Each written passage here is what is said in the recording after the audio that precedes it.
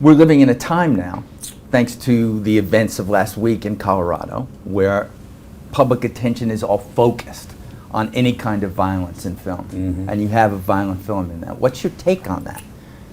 Do you feel that the movie industry that you're a part of plays any role in this, in making people, sparking them to violent action?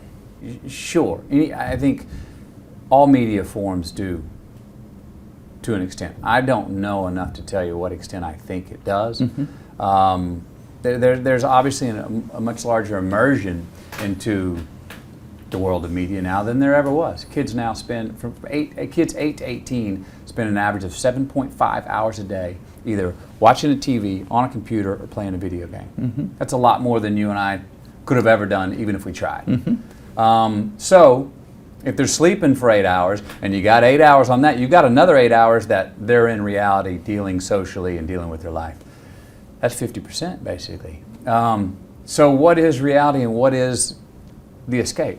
And again, I think I know what that is, but where do we leave the escape or the story being told, the fiction, and come back and go, okay, that was that, now I'm in real life?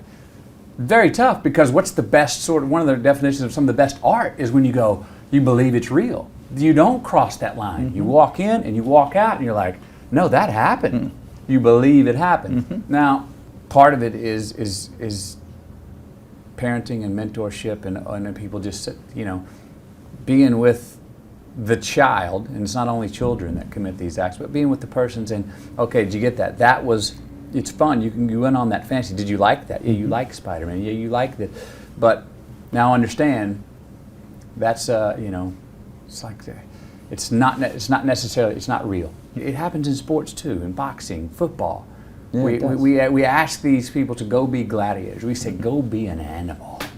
The biggest, strongest, and most vicious animal is the best in those sports. But yet, once you get out of the ring, once you get off the field, hey, you're a civilized human being, bipedal mammal, take care of your stuff, you've got intellect. Well, it's a tough thing to do.